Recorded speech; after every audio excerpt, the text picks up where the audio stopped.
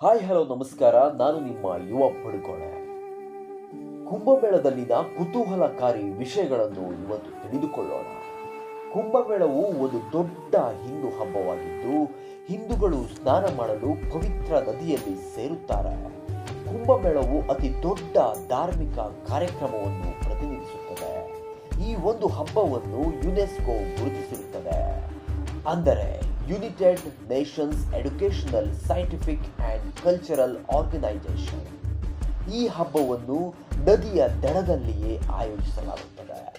ಹರಿದ್ವಾರದಲ್ಲಿ ಗಂಗಾ ನದಿ ಹಾಗೂ ಅಲಹಾಬಾದ್ನಲ್ಲಿ ಗಂಗಾ ಮತ್ತು ಯಮುನಾ ನದಿಯಲ್ಲಿ ಮತ್ತು ನಾಸಿಕ್ನಲ್ಲಿ ಗೋದಾವರಿ, ಶಿಪ್ರಾದಲ್ಲಿ ಉಜ್ಜಯಿನಿಯಲ್ಲಿ ಆಯೋಜಿಸಲಾಗುತ್ತದೆ. ಈ ಕುಂಭಮೇಳವನ್ನು 12 ವರ್ಷಗಳಿಗೊಮ್ಮೆ ಈ ಯಾವುದೇ ಸ್ಥಳದಲ್ಲಿ ಆಯೋಜಿಸಲಾಗಬಹುದು.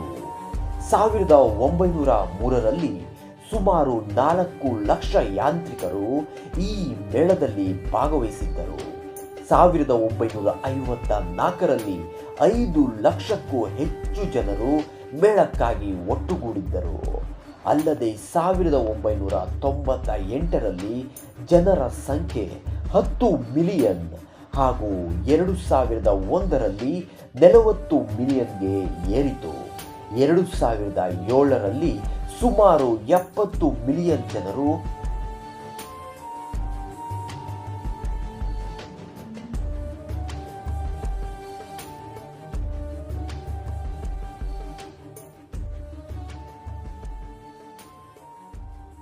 ಎರಡು 2019ರಲ್ಲಿ 150 ಮಿಲಿಯನ್ ಜನರು ಇತ್ತೀಚೆಗೆ ಮೇಳದಲ್ಲಿ ಭಾಗವಹಿಸಿದ್ದರು.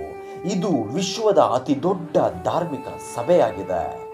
ಮೇಳದ ಮೊದಲ ಆವಿಷ್ಕಾರವು 2000 ವರ್ಷಗಳಿಗಿಂತಲೂ ಹಳೆಯದು.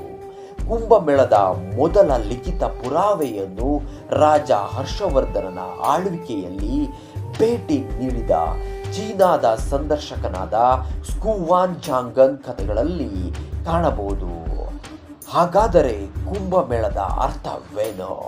ಕುಂಭ ಎಂದರೆ ವಾಸ್ತವವಾಗಿ ಅಮೃತ ಎಂದರ್ಥ. ಹೌದು, ಕುಂಭಮೇಳದ ಮೂಲವು ದೇವರುಗಳು ಮತ್ತು ರಾಕ್ಷಸರು ಭೂಮಿಯ ಮೇಲೆ ವಾಸಿಸುತ್ತಿದ್ದ ಸಮಯಕ್ಕೂ ಹಿಂದಿನದಾಗಿದೆ. ಈ ಒಂದು ಕುಂಭಮೇಳ ಹಬ್ಬವು ಸಾವಿನ ಭಯ ಮತ್ತು ಮರಣವಿಲ್ಲದ ಅಮೃತವನ್ನು ಸವಿಯುವ ಮನುಷ್ಯನ ಪ್ರಚೋದನೆಯ ಸುತ್ತ ಸುತ್ತುತ್ತದೆ. 1892ರಲ್ಲಿ ಹರಿದ್ವಾರದ ಮೇಳದಲ್ಲಿ ಕಾಲಾರ ಸಾಂಕ್ರಾಮಿಕ ರೋಗವು ಸಂಭವಿಸಿರುತ್ತದೆ. ಈ ಒಂದು ಕಾರಣದಿಂದ ಶೀಘ್ರ ಅಭಿವೃದ್ಧಿ ಸಿದ್ಧತೆಗಳನ್ನು ನೋಡಿಕೊಳ್ಳಲು ಹರಿದ್ವಾರದಲ್ಲಿ ಸುಧಾರಣಾ ಸೊಸೈಟಿಯನ್ನು ಸ್ಥಾಪಿಸಲಾಗುತ್ತದೆ. 1954ರಲ್ಲಿ ಅಲಹಾಬಾದ್ನಲ್ಲಿ ನಡೆದಿರುವಂತಹ ಕುಂಭಮೇಳದಲ್ಲಿ ಕಾಲ್ತುಳಿತದಿಂದ ಸುಮಾರು 500 ಜನರು ಸಾವನ್ನಪ್ಪುತ್ತಾರೆ ಮತ್ತು ಅನೇಕರು ಗಾಯಗೊಳ್ಳುತ್ತಾರೆ. ಕುಂಭಮೇಳದಲ್ಲಿ ಭಕ್ತರು ಪವಿತ್ರ ನದಿಗಳ ನೀರಿನಲ್ಲಿ ಸ್ನಾನ ಮಾಡಿದರೆ ದೇವರು ಅವರನ್ನು ಶಾಶ್ವತವಾಗಿ ಆಶೀರ್ವದಿಸುತ್ತಾನೆ ಎಂದು ನಂಬಲಾಗಿದೆ ಹಾಗೂ ಅವರ ಎಲ್ಲ ಪಾಪ ಕರ್ಮಗಳು ತೊಳೆದು ಹೋಗುತ್ತದೆ ಮತ್ತು ಮೋಕ್ಷಕ್ಕೆ ಒಂದು ಹೆಜ್ಜೆ ಹತ್ತಿರಕ್ಕೆ ಸಮೀಪಿಸುತ್ತಾರೆ ಎಂಬುದು ಜನರ ನಂಬಿಕೆಯಾಗಿದೆ. ಕುಂಭಮೇಳದಲ್ಲಿ ವಿವಿಧ ಹಿಂದೂ ಧರ್ಮಗಳು ಹಲವಾರು ಸಂತ ಪುರುಷರು ಸೇರಿರುತ್ತಾರೆ. ನಾಗ ಸಾಧುಗಳು ಬಟ್ಟೆ ಧರಿಸುವುದಿಲ್ಲ.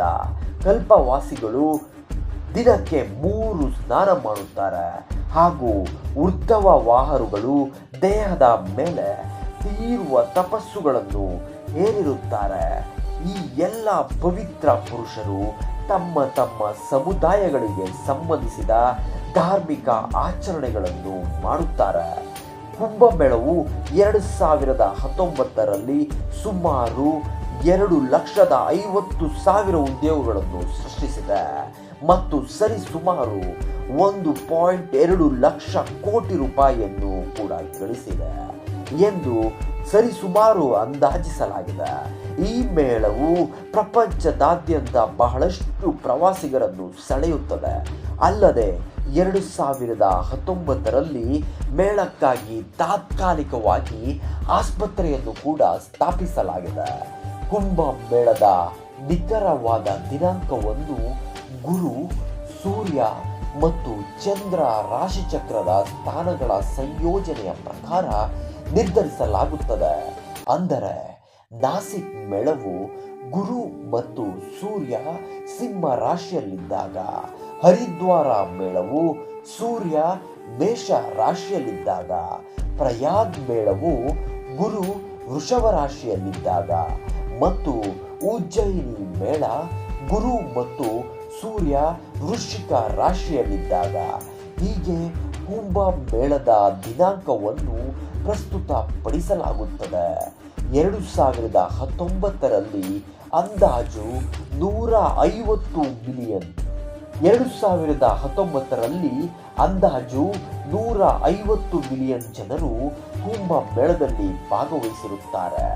ಭೂಮಿಯಿಂದ 817 ಕಿಲೋಮೀಟರ್ ಎತ್ತರದಿಂದ ಇಸ್ರೋ ಉಪಗ್ರಹವನ್ನು ಉಪಯೋಗಿಸಿ ಮೇಳದ ಚಿತ್ರೀಕರಣವನ್ನು ಸ್ಪಷ್ಟವಾಗಿ ಮಾಡಲಾಗುತ್ತದೆ.